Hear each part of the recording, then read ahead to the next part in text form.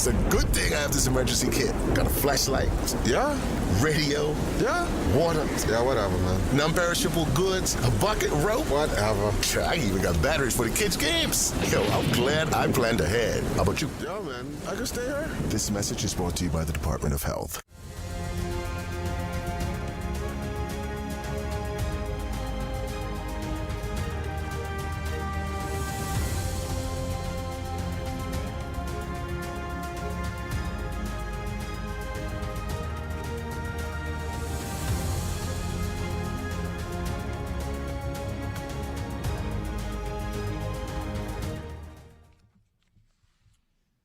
Good afternoon, Bermuda. Today, I'm joined by the Minister of Health, the Honorable Kim Wilson, the Minister of National Security, the Honorable Renee Ming, and the Minister of Labor, the Honorable Jason Hayward. For this evening's press conference, we will start with an update from the Minister of Health. Minister? Good afternoon, everyone. I hope you all had an enjoyable Cup match weekend and holiday. I can report that today there were 655 test results received by the Ministry of Health, and there were none positive for COVID-19. Bermuda now has a total of 157 total confirmed positive cases, and their status is as follows. There are 4 active cases who are all under active public health monitoring, and none are in hospital or under critical care in hospital. And a total of 144 have fully recovered, and the total deceased remains at 9. The average age of all confirmed positive cases is 59, and the age range of all positive cases is 18 to 101. Overall, 54% of the cases are black, 42% are white, and 4% are other or unknown. The source of all local cases is as follows. 53 are imported, 85 are local transmission with a known contact, 19 are local transmission with an unknown contact, and none are under investigation. Bermuda's country status remains at sporadic cases, and the 7-day average of our real-time reproduction number is less than 1. I want to thank all residents who continued to follow public health guidelines over the Cup Match holiday. Those who avoided large gatherings of people, those who wore their mask when they were unable to physically distance themselves from others, those returning travelers who also followed the required testing and quarantine protocols. Again, thank you to you all. I also want to thank the hard-working testing teams who did not take a break and continued to work throughout the holiday. COVID-19 did not take a break, and neither did they. They have been working around the clock to test visitors, returning residents, and members of our community. They are a relatively small team, given the demands of their work, and we are looking to expand their ranks. The testing teams are increasingly stretched due to the volume of travelers arriving in Bermuda on a daily basis. And as such, the Ministry of Health is seeking medical personnel to assist our testing teams with the swabbing of individuals for COVID-19. In particular, we are seeking those with a background in medicine, nursing, dentistry, and emergency medical technicians, whether retired, practicing, or students in training. Individuals will be compensated for their time, and they should contact coronavirus.gov.bm for more information or to express an interest. And some further good news coming out of the Ministry of Health this week. Yesterday, we opened the COVID-19 testing site for travelers at the historic P-ROTS Post Office. Thank you to both the Ministry of Health and the Ministry of Public Works teams for making this happen. And in particular, I'd like to thank the project manager, Mr. Dean Paris, and the acting permanent secretary, Ms. Siobhan Washington. They literally put this together so quickly and really did a phenomenal job. Improvements have already been felt by both staff and travelers attending their required COVID test. I visited yesterday, and the facility is perfectly located, beautifully set up, and enjoys plenty of shade for persons waiting for their turn. This means that waiting times and lines should shorten at all of our testing sites now that we have a specific site just for travelers. The P-ROTS site will operate Mondays to Saturdays, and on Sundays, all tests will take place at the Southside facility. Following the previous COVID-19 modeling, updated parameter values were used to re-estimate the worst-case scenario for a one-year period following the introduction of COVID-19 in Bermuda. The parameter values are updated over time as more is learned about the epidemiology of COVID-19. Now, the base for a new worst-case scenario uses an average annual reproduction number of 2.4 and lower hospitalizations and mortality rates than previously applied. This new model results in an estimated 1,600 hospitalizations and a range of approximately 1,300 to 1,900 and 264 deaths over a one-year period. Again, that is the worst-case scenario, the model for the worst-case scenario. However, as before, the worst-case scenario is impacted by additional control measures of case isolation and general contact reduction, including personal hygiene measures, wearing a face mask, physical distancing, and all of the things that you've heard us speak about over and over again. So those mitigants are extremely important to addressing this issue. So again, that is the worst-case scenario. Highly effective use of these interventions can reduce these estimates. The best case scenario would be to approximately 100 hospitalizations and 15 deaths over a one-year period, and that's 1 year from the moment that we first received our positive test of COVID-19 in March. Again, that is the worst-case scenario, but then when you measure it with the mitigants that we've been applying religiously, so to speak, then the best-case scenario is somewhat promising. But it is also equally important to recognize that there is a difference between the modeled world and the real world, and that all possible scenarios cannot possibly be envisioned. Effective applications of public health measures is key to keeping infections down, hospitalizations down, and COVID-19 related deaths low throughout this pandemic. The updated modeling will be shared on the coronavirus website next week, so please be reminded again that the models produce estimates to support public health preparedness and planning, and they are not predictions of the expected events and outcome of COVID-19 in Bermuda. Shifting gears a little, I would like to address the challenging case that has received much attention this week regarding an intellectually disabled person going through the court system.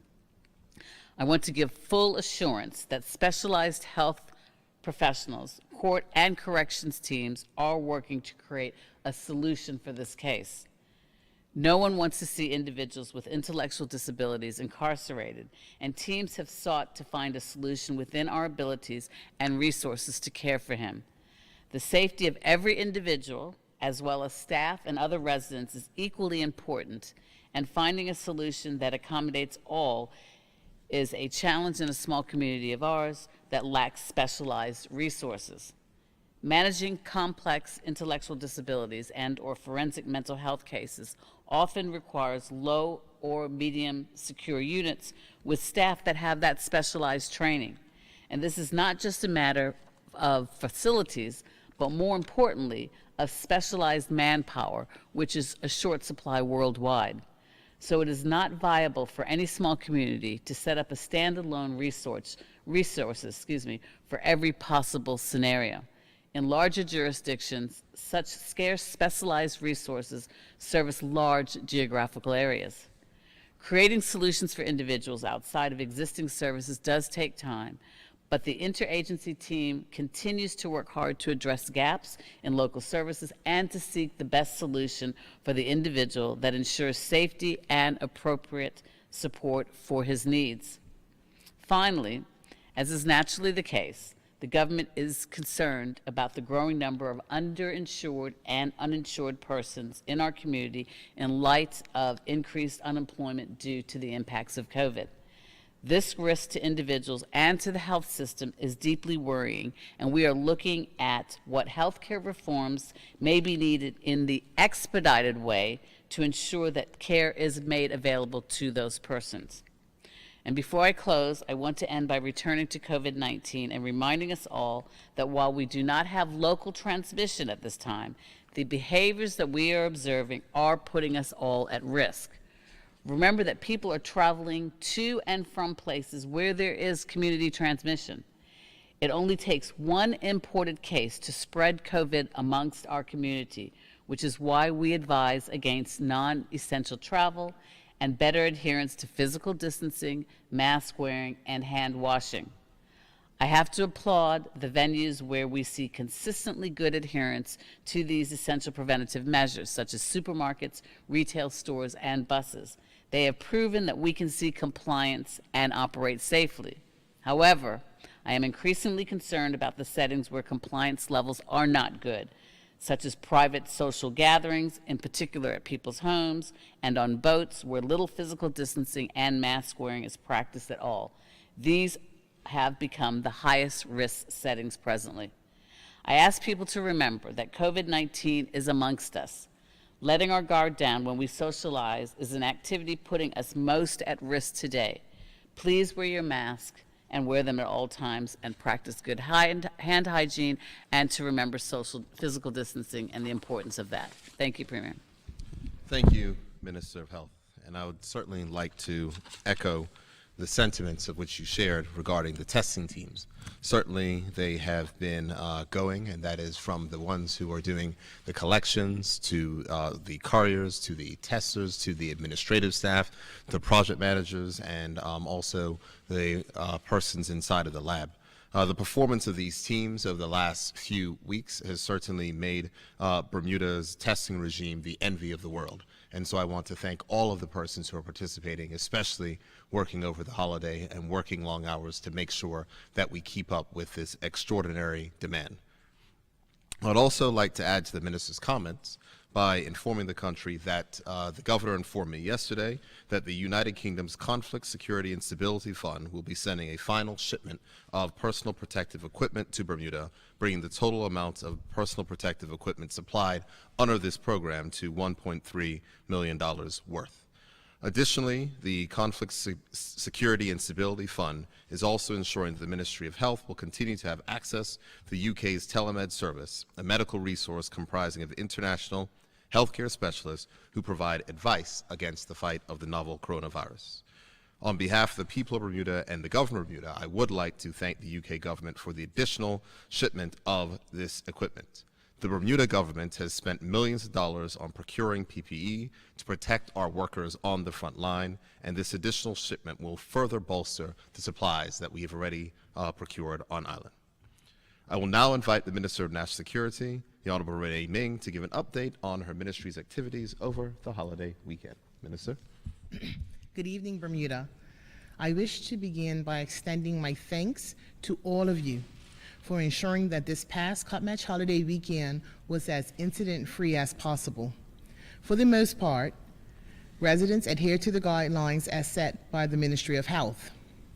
While there were a few situations of note which required police attention, overall, there was broad cooperation throughout our community. I wish to also commend our joint community engagement teams comprising of the Bermuda Police Service and the Royal Bermuda Regiment, who were actively visible over the Cup Match holiday.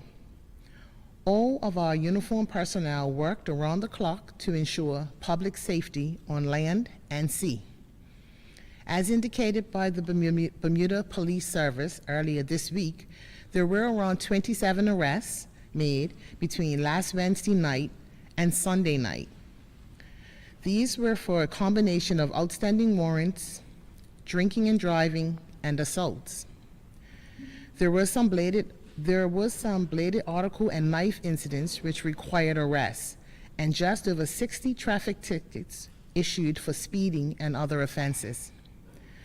Over the holiday period, I had an opportunity to visit the Coast Guard at their headquarters in the West End. I received an impressive and detailed overview of their operations, inclusive of their planned patrol activities over the holiday period. The Coast Guard has been operating 24/7 during this pandemic period to enforce emergency regulations on the water, to ensure mariners are in compliance with Bermuda's existing maritime laws, and to respond to search and rescue incidents up to 12 nautical miles from shore. From all accounts, it was an extremely busy day on the water over the long holiday weekend, and I wish to take this opportunity to publicly commend each member of our Coast Guard for their commitment and service. A note about our 2020 hurricane season. which, as we have seen, has been quite active. I'm urging residents to remain vigilant in ensuring that you are properly prepared in the event of a severe storm or hurricane, particularly against the backdrop of the COVID-19 pandemic. As a reminder, residents should ensure that they have basic supplies in their hurricane kits. This includes restocking your typical non-perishable food supplies, making sure you have fresh batteries and smartphone battery packs, flashlights, and other items to aid in an emergency.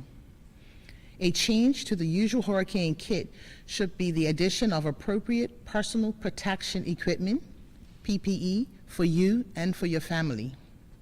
There should be enough PPE to last for 7 days for each member of the household. Residents should also carry out routine activities like updating emergency plans, checking on home and marine vessel insurance, and making key repairs around their home. Emergency and key contact numbers for medical and social services should also be updated.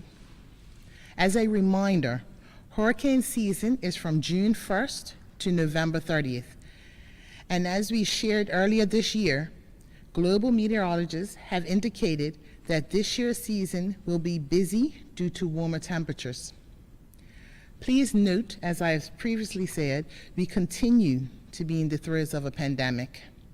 Bermuda, we have managed very well so far, but it's going to take every one of us to continue to do our part and assist where we can. If you visit any establishments, please adhere to the requisite guidelines. This includes if you attend any gatherings of up to 50 people. Please make sure you are taking the right steps to protect yourself and others. And if at any time you see any breaches of the COVID-19 guidelines, please do not hesitate to call the hotline on 211. Regarding the disappearance of Miss Chevelle Dillon Burgess, I urge the public to please come forward to provide the Bermuda Police Service with any advice or information regarding Ms. Dillon Burgess' disappearance, or to call 717-0854 or 717-0864. Alternatively, people can also make an anonymous call to Crime Stoppers on 800-8477. Thank you. Thank you, Minister of National Security. And I share the sentiments about a largely, I would say, peaceful weekend. There was one incident of note, but on the whole, it was certainly a enjoyable and a different cup match. The next person, Minister to speak, will be the Minister of Labor, Jason Hayward, who will provide details on the next step for those persons on the temporary unemployment benefit, and will give an update on other matters inside of his ministry. Minister Hayward. Good evening, everyone. The government's one-year residential certificate initiative, which invites individuals to work remotely from Bermuda, has received a very positive response. To date, we have received 73 applications. Unfortunately, we are receiving incomplete applications which cannot be processed. However, completed applications will be approved tomorrow, enabling persons to start the process of relocating to Bermuda over the next few weeks. The requirements are basic, and I would implore all applicants to submit completed applications. It must be emphasized that applicants for the one-year certificate must have the means to support themselves while working remotely and cannot seek work in Bermuda. Bermuda successfully managed the COVID pandemic, and our COVID-19 testing regime places us in a unique competitive position to attract new residents to the island. The exposure and the promotion of the one-year residential certificate have led to interest in businesses seeking to relocate their entire operations to Bermuda. The Economic Development Department in the Cabinet Office is working with the Bermuda Business Development Agency to provide advice and planning to the companies who are seeking to relocate. We have also had inquiries from ABER about the relocation of some of their staff to the island and will communicate directly with how those plans can be executed. Moving on to financial assistance and the supplementary unemployment benefit, the COVID-19 crisis continues to negatively impact both our local and world economies. Bermuda has experienced a significant contraction in its labor force. During the peak of the state of emergency, more than 10,000 persons found themselves either unable to work, laid off, or unemployed. Based on government data from the Temporary Unemployment Benefit Database, as of yesterday, August 5th, 2020, there were more than 5,670 persons that had returned to work and therefore are no longer on the temporary unemployment benefit. There were roughly 4,682 that have not yet informed government that they have returned to work. As of the end of next week, there will be roughly 900 persons who will still remain on the benefit.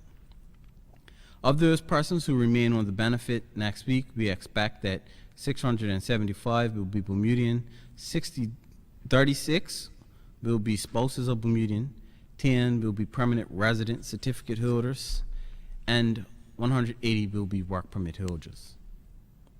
The government announced that the temporary unemployment benefit, which was introduced at the onset of the pandemic, will transition persons to either financial assistance or longer-term unemployment support. The purpose of this transition is to ensure that persons who require ongoing assistance from government receive the appropriate level of support based on their personal and family circumstances. With the economic impact of the pandemic continuing to affect many in Bermuda, there will be persons in our community who remain in need of assistance to obtain the basic necessities of life, such as food, shelter, and health insurance. In order to be eligible for continued support, it is essential that persons who require ongoing support apply to financial assistance. Many have asked why should they apply for financial assistance if they are not eligible due to the fact that they own real estate. The answer is that the financial assistance application will also be used to determine eligibility for the new supplementary benefit. So it is important that all individuals who require ongoing support complete the financial assistance application process.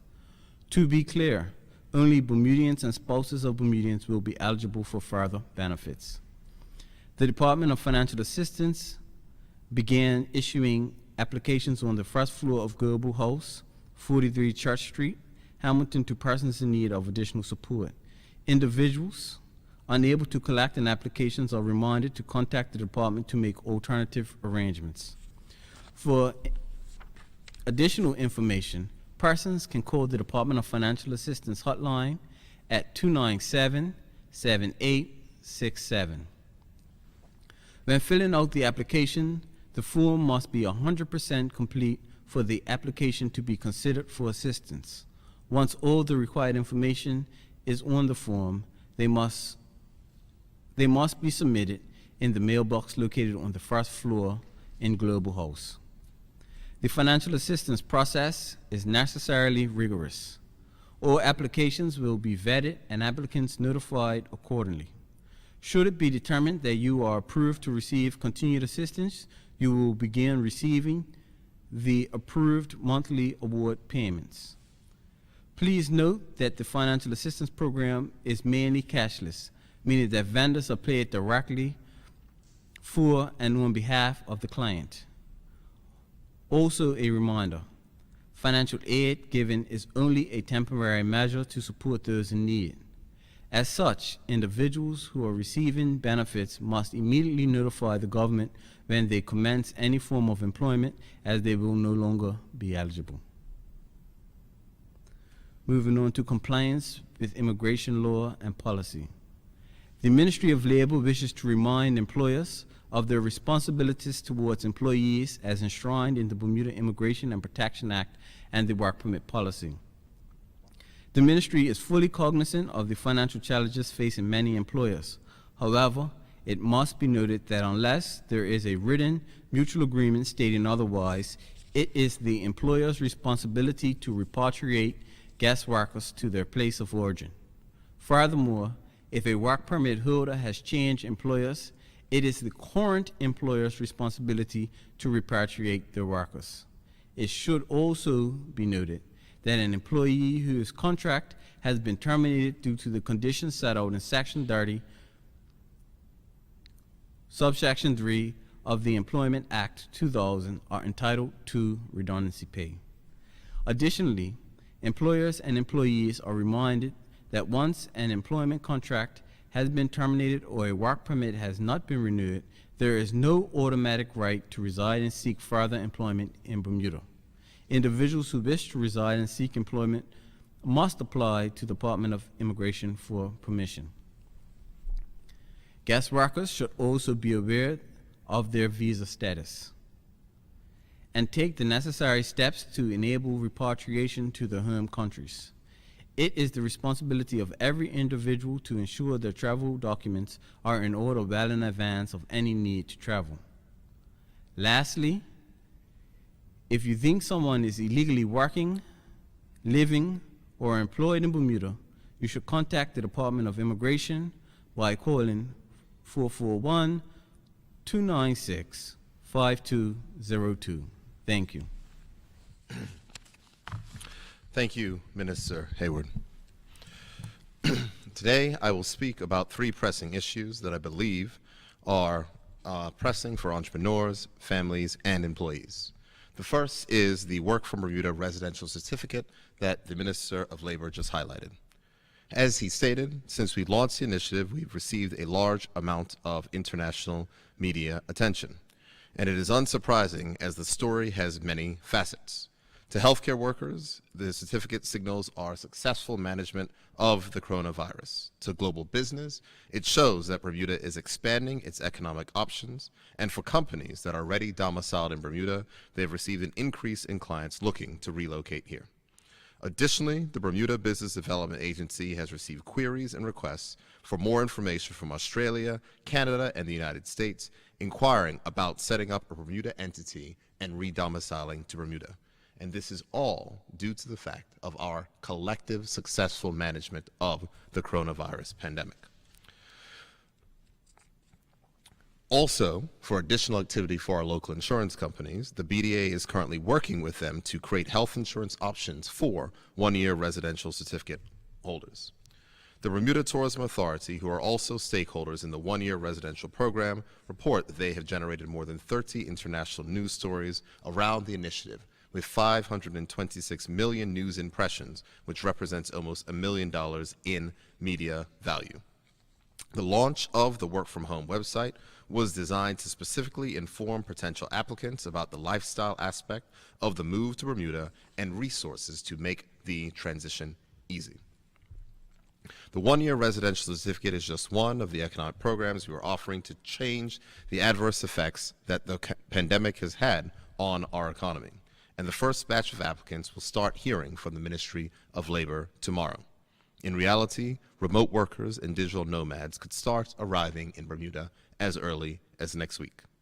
The promotion of this program will continue for the rest of this year and into 2021, and further information can be found at workfrombermuda.bm. Over the last few months, we have done everything in our power to collectively manage the coronavirus on our shores. And this success has only been possible with the support of everyone in Bermuda. I and others have stated that Bermuda is facing a serious economic challenge, and we will for the remainder of 2020 and into 2021. However, it is important that we now do our part and participate in growing our economy. And like fighting the coronavirus, it will only be possible with the support of everyone in Bermuda. Of course, it sounds basic, but we must do our part to support Bermudian business. We should eat at our restaurants. We must buy from Bermuda-based shops. We must support farmers, fishermen, seamstresses, landscapers, and if you have a vacation plan, spend those vacation dollars in Bermuda. as local hotels are offering staycation rates for residents, and many of them reported that they were full over the Cup Match weekend. I do recognize that there were many Bermudians who were concerned about the opening of our airport to regularly scheduled commercial traffic. However, as we've highlighted today, we have successfully developed and implemented the most stringent testing regime in the world. And the welcoming of visitors has a real impact on our economy. Let me highlight what it means in real numbers, just so we can understand the July airport and tourism figures. Even though there were not a large amount of arrivals, the amount of visitors and non-residents who entered the airport were 1,725. This equated to $6 million of visitor spending. However, it enabled a large number of, it enabled hotels and other persons to get back to work. This means that 919 persons who were previously unable to work in the tourism sector were able to return to work. The unemployment benefit savings were $1.2 million, and there was $400,000 of revenue to the Bermuda Airport Authority, which will offset any future charges from Skyport Bermuda. Opening the airport was a good decision, and it was the right decision to support our families who desperately want to make sure they have an opportunity to earn and to provide for their families. And though our testing regime is rigorous, and though it was quite a battle to make sure we decided on what it was ending up being, visitors are coming and visitors are enjoying their time here. And this week, Bermuda even welcomed its first superyacht charter under our new superyacht legislation. The Bermuda Tourism Authority will step up its marketing efforts, as there are now more flights to Bermuda in August as there were in July. And it is important that we continue to capitalize on the fact that we have successfully managed this pandemic through our excellent testing program. Today, I was pleased to participate with the Bermuda Economic Development Corporation and the Bermuda the Bermuda Credit Union press conference to announce an initiative that reduces 50% of the red tape that small business owners face and helps entrepreneurs access funds guaranteed by the BEDC much faster. Previously, entrepreneurs had to go to the BEDC, seek their approval, and then go to a financial institution, seek their approval, and if successful, then receive the funds. Under this new agreement, the credit union and the BDC have agreed underwriting terms, meaning the entrepreneur who needs funding will go to the credit union, and if they meet their criteria, the BDC will guarantee up to 75% of the loan. This will put money into the hands of the small business owner faster, giving them the financing they need to launch any new business enterprise sooner. It is hoped that the island's 3 retail banks will soon begin to start offering this service as well. However, we are thrilled to launch this streamlined program with the Bermuda Credit Union. The BEDC has also created the Business Sustainability Funding Program and has so far provided support in excess of $4.5 million to 80 local businesses, with several more applicants about to be notified that their application was successful. The BEDC continues to provide ongoing support to entrepreneurs and is implemented a new series of webinars that provide information on a variety of topics such as marketing, support for getting your business online, and privacy to make sure that businesses can thrive inside of our new economic climate. It is important to recognize that Bermuda is indeed moving to a new economic normal. However, collectively, we get to help to define what that normal looks like for ourselves. As I said, it is important to support our local economy so that more and more persons can get back to work. And it is only working together that we will ease the financial difficulty that we are facing. There certainly are challenges ahead of us, but as we have seen, there are also opportunities. And we must, as a people, continue to be creative. I'm going to move from the economy to touch on the matter of education and school opening. Bermuda's public schools will open to receive school staff and students in their respective buildings next month. School begins for staff on September 1st and for students on September 9th. All of our schools will be adopting a hybrid model for teaching and learning, which includes both in-class and remote teaching and learning. One question that parents have been asking is how will students be accommodated in school with physical distancing requirements? Based on our COVID-19 status of no community transmission, the Department of Health will allow for 3 feet physical distancing and the use of plexiglass separations where applicable. This will enable schools to accommodate the majority of their students in school buildings. Stringent safety and health protocols have been developed by the Department of Health technical officers, and schools are required to enforce the protocols throughout the school day. These protocols are currently on the Department of Education's website and are being updated as new information is being received from the Department of Health. The Department of Education has been working on a number of fronts related to reopening schools. Some of these include preparing facilities, securing extra cleaning and hygiene supplies, and additional IT devices for students and staff, and extending Wi-Fi access in our schools, and finalizing the essential curriculum and proficiency scales while organizing enhanced training for staff. The Department of Education officers have also participated in meetings with representatives from the Department of Transport to discuss the transportation plan for our students. The Department of Education is also currently engaged in communication and consultation to ensure that stakeholders, especially our valued teachers, are fully informed of reopening plans and can prepare accordingly. I urge all Bermuda Public School families to attend the Town Hall Zoom meetings with the Commissioner of Education, technical officers, and officials from the Department of Health, or follow along in the respective Facebook groups set up for the different school levels. Parents will have the opportunity to ask questions about school reopening in September during these meetings, and I will highlight these meetings.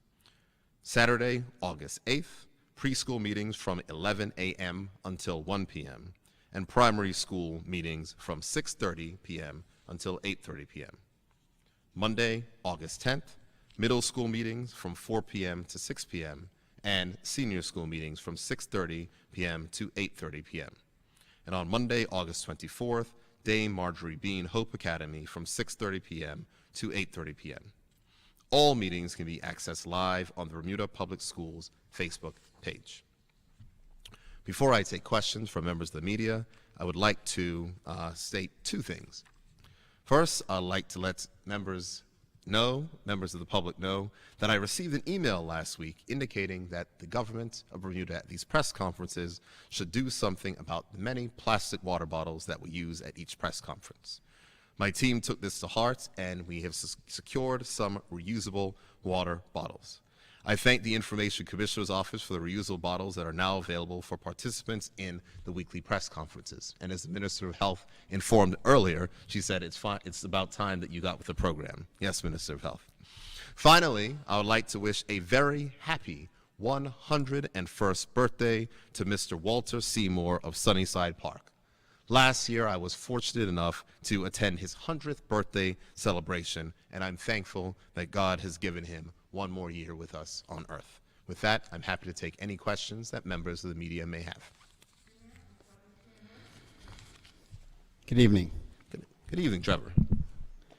Minister of Health, over the last few weeks, we've had a high number of tests performed. Can you give us a breakdown on first-time testers, second, multiple times, and what is the financial cost for all these tests?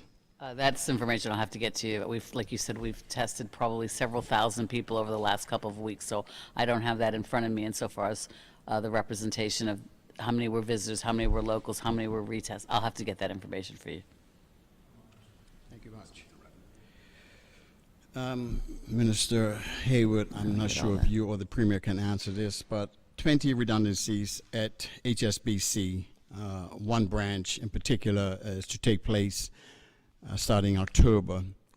Have you been in contact with the bank on these issues, on these redundancies, as a matter of fact? I have had direct contact with the bank regarding these redundancies, but this trend we expect to see for much more establishments. I've been in contact with other establishments as well who have indicated that they are contracting the workforce. This, of course, is alarming, but we will continue to manage the process and provide the necessary employment support and financial support for those people that actually need it. Important, as the Minister of Labor has outlined, is that this is a trend of which we will be expecting.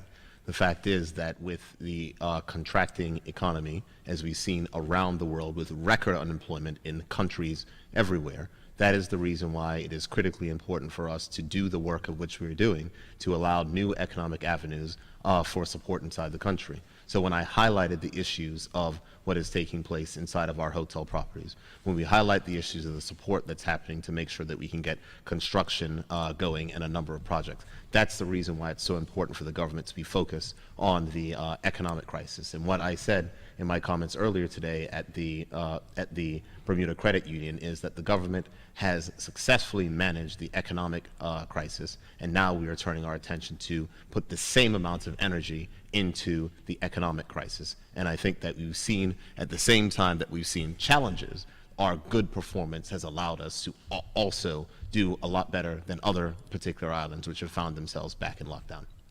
I'm glad you mentioned hotels. Have there been any updates on Southampton Princess, their opening with the government, or even Hamilton Princess? Has there been any communication with you? I do know that as the Minister responsible for tourism, I do know that we have a regular meeting that is scheduled with hoteliers. That meeting did not take place yesterday, but that meeting will take place next week, so I'm happy to give any further updates to you on that. The indications which I had was the Hamilton Princess to look to open towards the end of the month. I don't necessarily have an updated figure. As I said, these things continue to juggle, but they are taking bookings. So while they are still taking bookings, it's the expectation of which they'll open. But what I can say is for the hotel properties that have been open, they have been seeing decent business. It's not the business of which they would have, and certainly the daily rates which they're charging are not the daily rates in which they'll charge during a peak summer season without a pandemic. But Rosewood, for instance, was full. I know that the Lauren has been doing good business. I know that Coral Beach is doing business as well. So the fact is there are more flights, there's more opportunities, and it is also supported by locals who are spending some of that $300 million that we spend on overseas travel a year here in our own economy. On another note, with the financial situation we find ourselves in with Skyport and the previous administration that signed off on this, would you consider an investigation, detailed investigation to how this came about? The answer to your question is yes, I certainly would, but would detract from the government's focus right now, and so there's a lot of things that I would like to do, but there's things that require our focus. Here's what I will say regarding the airport: the Minister of Tourism and the Airport Authority have been given a set of instructions from the cabinet. We do not like the position of which we found ourselves in, having to pay out this guarantee money with a contract that was written that does not allow any type of variation clauses or allowances for situations like this. We feel that it is a bad situation where a government has been robbed of the revenue from the airport, so we're not getting the revenue from the airport, and then at the same point in time while we have to fund certain activities for the airport are now having to find money and to use for this revenue guarantee, which will only go to foreign bondholders and will not support the activities of which we need here in Bermuda. So we're going to continue to work through that process, and I think that there will be time to find out exactly how we got into a space. It doesn't make sense to me that the former government spent over $5 million on external legal counsel and we still have our contract in a situation like this. It doesn't make sense. Minister of Health, my final question for you, with the mental health issues that is front and center, and with the many people that are unemployed, your office, are we prepared for an influx of individuals that might fall under this umbrella? With respect to mental health issues. mental health issues, well, let me answer that. Due to the pressure of not being able to provide your family and not working, and the pressures that brings. Absolutely, absolutely. And we're highly cognizant of that. I think, as a government, we have taken steps to make amendments to the Mental Health Act so that we can address the needs of persons in the community that are suffering from mental health. challenges. I mean, 4 out of 10 people will suffer from a mental health challenge within their lifetime, so that's, quite a sobering statistic. However, we also have made amendments to allow for community treatment orders so that persons can be treated in the community without having to have admissions at MWI. If we see that there is an increase of need for the services because of persons having challenges, as you said, because of unemployment and so forth, then we'll address those accordingly. But one of the things I did mention in the statement, which is critical, is that we as a government are looking at other more emergency needs for persons with respect to not having the ability, because of their unemployment status due to COVID, to find medical insurance as well as to receive medical treatment. So we've been having discussions at the cabinet level for quite some time now. I'm anticipating bringing further papers to cabinet in the next couple of weeks to further address, and we've identified that there's going to be a challenge. We already have over 8% of our population are underinsured, and we anticipate that more will be uninsured as a result of their inability to work due to COVID. So we are exponentially addressing that because we recognize the urgency.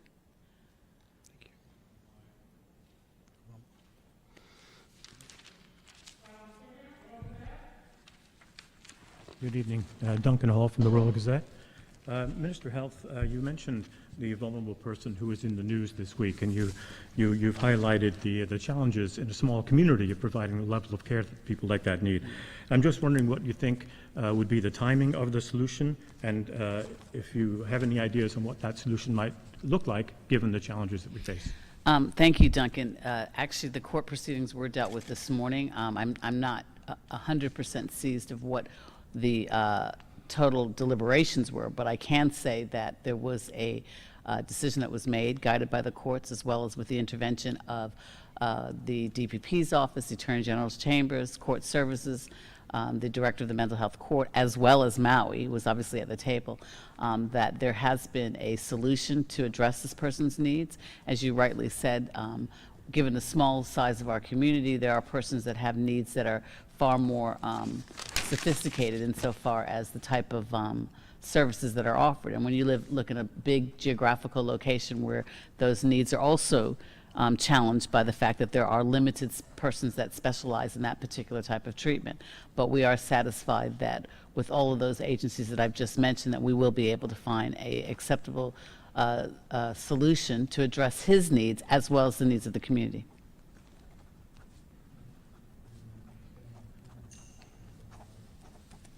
Mr. Premier, you've mentioned the increased airlift from overseas this month, and I think you've previously said that it's doubled over last month, and you've also mentioned the critical role that getting visitors here plays in restoring our economy and getting people back to work.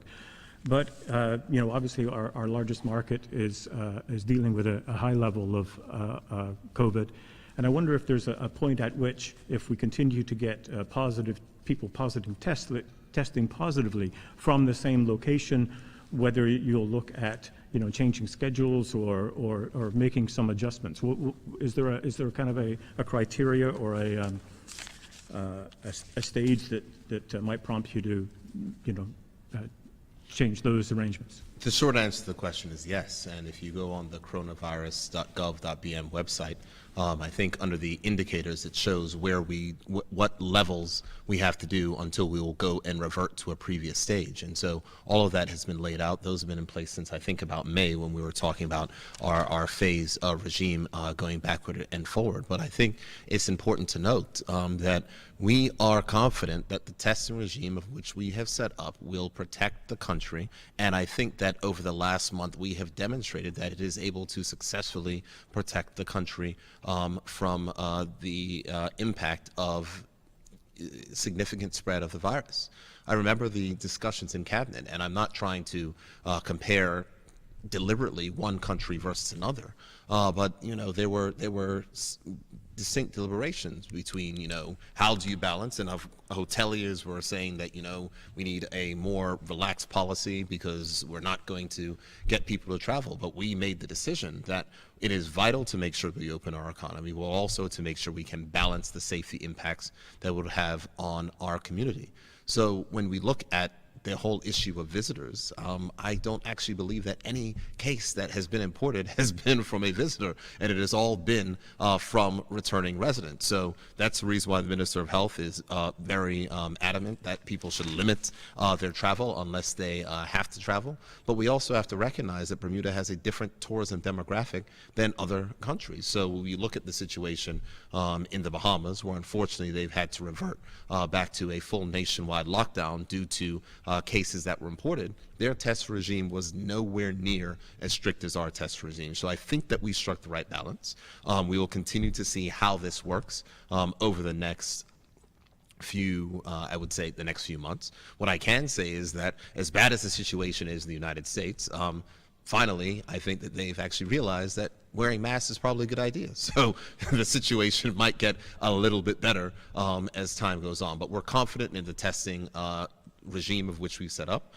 The minister has stated that they're looking to expand the testing teams. We're looking to possibly look at any changes to the testing process which may be made, and we're also making sure that we procure additional equipment to make sure that we can continue to keep up with demand and have the redundancy which is necessary to continue to keep the country safe. And there was a question from Trevor earlier who asked about the costs of testing, but what I can say is the minister will certainly provide those costs. What I can say is in July, we did earn $250,000 in revenue from the travel authorizations for returning residents and visitors, which will certainly offset those testing costs.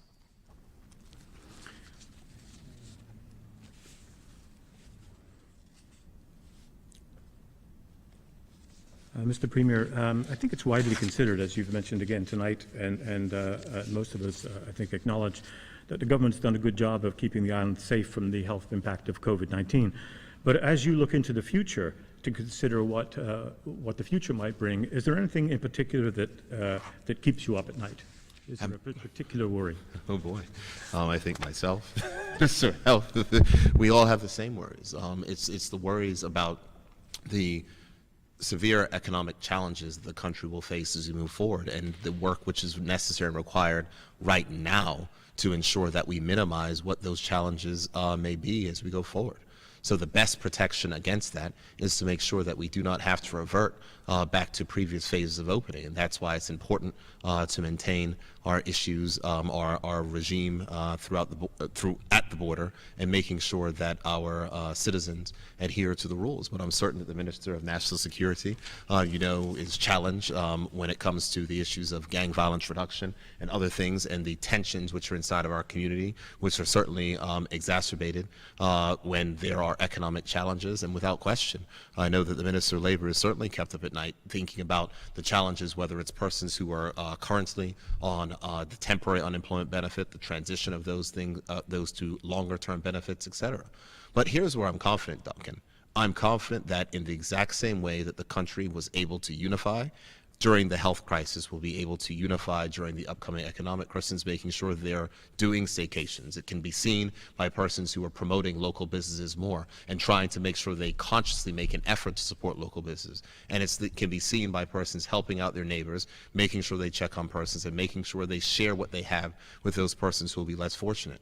It is going to be a difficult few months, and it's going to be a difficult winter and a difficult spring until our tourism industry can get back to a more normal level.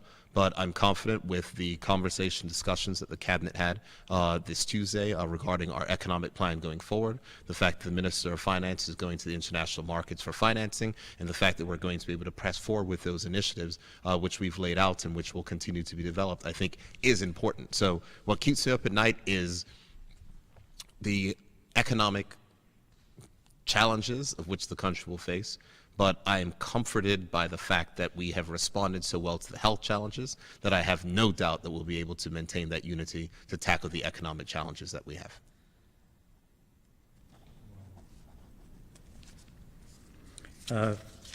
Mr. Hayward, Are you able to tell us how many people whose unemployment benefits have run out have applied for financial assistance, and how many have been approved, and more details about what level of assistance they might receive? And I guess it's a two-part question as well.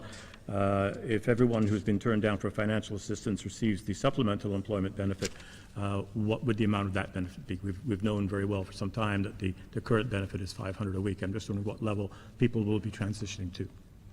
So at this point, I received a report from financial assistance, and 258 persons have picked up applications. So all those applications haven't been returned, as the process is somewhat rigorous, but the majority of those applications are from retail and other industries, while 124 is from persons that were in the hotel industry. As the weeks go, we will have better numbers as to whether or not they qualify for FA, or they will be able to take advantage of the supplementary benefit. Do you know what level of support people will receive if they're approved? So the FA benefit is actually prescribed in regulation, and it's on a individual means basis.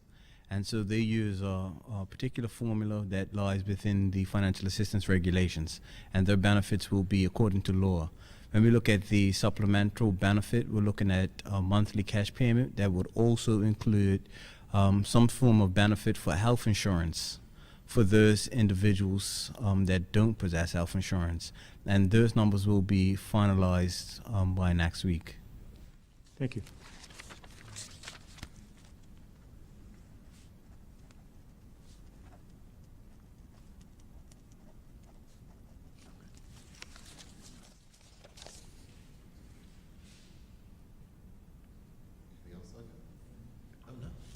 That's it? Good afternoon. I am Mackenzie Cole-Tuckett reporting for Media Maya. My first question is for you, Mr. Premier. With regard to the meeting between bus operators and the management team that was scheduled to take place this morning, is specific information regarding school buses likely to be shared this Saturday when the Minister of Education hosts the school information session that you spoke of? It is my hope that that could happen. I was informed that the reason why the buses returned so quickly is because the meeting actually did not take place today as it was planned on taking place. But I do know that there's been consultation between the Department of Public Transportation, the Ministry of Health, and the Ministry of Education on those, and it is hoped that that information will be able to be shared. I know that the Ministry of Transport is working to ensure that we can have the lift which is necessary for our students while making sure they're transported in a safe environment. Thank you. Minister Ming, we've been made to understand that persons who are incarcerated at the co-ed facility are questioning when they will be able to resume work and charity activities. Would you say that the employment challenges created by the COVID-19 pandemic are the reason why resumption has been delayed, or is it more to do with the risk of possible exposure to the virus? Mackenzie, I actually don't know the answer to that, but I will endeavor to find out for you, because if that's the case, I'd like to find out as well. So, thank you. Thank you. Minister Hayward, can you advise if any post-secondary students have made application for the one-year residential certificate? I don't have the demographic information on those who applied at the moment, but certainly what we will do in further releases is share whether or not persons are coming for remote work or whether students are coming to do their tertiary education from Bermuda. Thank you. And my final question is for you, Minister Wilson. Medical research experts are hoping that a coronavirus vaccine will be available by mid-2021. Is the vigorous testing regime that is currently in place in Bermuda likely to remain in place until a vaccine is developed? And will the government mandate that individuals are vaccinated? Thank you for, that's a very important point. I think to answer the first question, the testing regime will, the rigorous testing regime that we have implemented will maintain in place for many, many, many months to come, years to come. Certainly until we see a successful vaccine implemented and introduced and licensed and so forth. So that testing regime will continue for many, many, many months and probably years to come. The one advantage about, I think, it's kind of perverse to say this, but the fact that the coronavirus is a pandemic, we have so many countries that are all the best minds and scientists in the world are all trying to produce a type of vaccine. There have been some success stories that we've seen recently with respect to some testing, and so it is hoped that by 2022 there will be a vaccine. However, insofar as whether or not we make it mandatory to require persons to be vaccinated, that's a discussion that will have to be had. As you'll note that there's no mandatory vaccinations here in Bermuda at this point yet, though it's urged that people take a flu shot and they have the measles and the mumps shots and so forth, and those vaccines have proven successful, obviously, to eradicate diseases that 30 years ago were prevalent. The educational exercise that's being done with the Ministry of Health to make sure that people are more aware of the importance of vaccination will continue, but insofar as whether or not a mandatory edict will be made with respect to COVID-19 vaccination when it's introduced, it's too hard to say at this point. Thank you. The only place where I could see mandatory vaccinations, Mackenzie, might be for people who are wishing to travel to the country. Thank you. Good evening, Don Burgess for Bermuda Broadcasting. Health Minister, the airport has been open for a month now, and protocols are in place to test visitors on arrival, day 4, day 8, and day 14. How many of the arriving passengers have tested positive on arrival versus testing positive on day 4, 8, and 14? Of all the 11 cases that have tested positive thus far, they were all tested on arrival. We've seen no positive tests for 4, 8, or 14-day tests. Thank you very much. Just to follow up a little bit on the vaccine, do we have any information yet about how the overseas territories such as Bermuda could be allocated COVID-19 vaccines by the UK once they're developed? There was a summit of World Health Assembly Global Summit on Vaccines and Pledging Summit by the European Commission, and all the world leaders have agreed that through PAHU and the World Health Organization, in collaboration with international partners, that there will be a global access, a COVAX facility for ensuring that there will be distribution of the vaccine to all countries, and that it will be a mechanism that ensures a fair and equitable distribution to the countries. Thank you. Health Minister, you said recently the reason why Bermuda is not doing invasive PCR screening on younger children is that they are not susceptible to catching and spreading the disease as older children or adults. However, several scientific research studies published within the last week clearly show that children, and particularly younger children, are highly efficient at catching and spreading COVID-19. This is important given Bermuda's current airport screening process and the return to school plans next month. Is your ministry looking to adjust testing policies on the basis of this latest scientific information? Thank you, John. I actually watched with interest recently some cases in the United States where we're seeing younger children that have been exposed to COVID-19. The one factor that we know, I guess the one stagnant factor of COVID-19 is that it's evolving and ever-changing. And the information that we received in scientific evidence-backed information 2 weeks ago was different than 2 months ago. So the Epidemiology and Surveillance Unit at the Ministry of Health are constantly keeping up to date with the scientific community. Evidence-based decisions will be made, and if changes are required with respect to our testing protocols, it will be based on the medical evidence backed by the science. Okay, thank you. Parents who have taken their children to hotspot countries over the summer break will return to Bermuda in the coming weeks and put their children back into school, and many will not be tested due to their age at this point. Given that we now know that young children can become much more contagious and can be more efficient at spreading the disease than adults, how do you plan to keep the virus out of the schools when we aren't testing the younger children, particularly upon arrival at the airport? John, as we've been speaking about the travel, we are desperately encouraging Bermudians and residents to avoid non-essential travel, certainly to hotspots as you've spoken about. But again, this is an evolving situation. And a couple weeks ago, there was the science-backed evidence was suggesting that there was less transmission in children under 10, but the Epidemiology and Surveillance Unit under the Chief Medical Officer are exploring these options as we speak, because we recognize that novel coronavirus is moving and ever changing, and as things change, then we have to make sure that we change with the circumstances based on the science and the evidence. So you are looking at possibly testing younger children. We're looking at everything. Yes, that's correct. Thank you. That would include also perhaps mandatory quarantine prior to returning to school. Okay, thank you very much. In the UK, they're rolling out 2 new test kits developed at Oxford, which can produce results in as little as an hour and can be administered by non-medical personnel.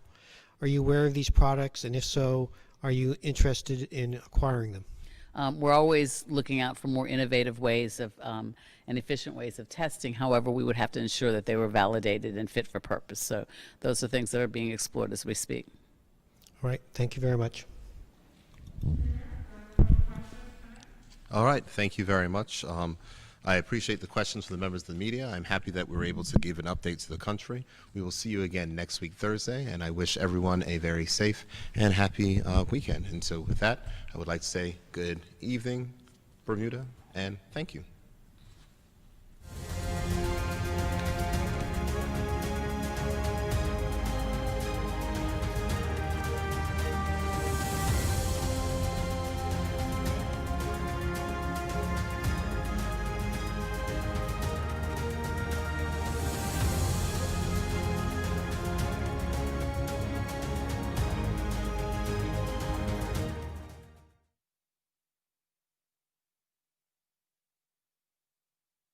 to make a big impact wherever they're found.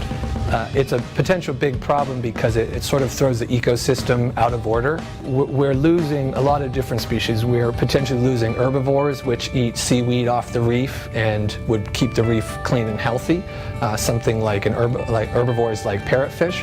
We're also losing species that are important to the economy.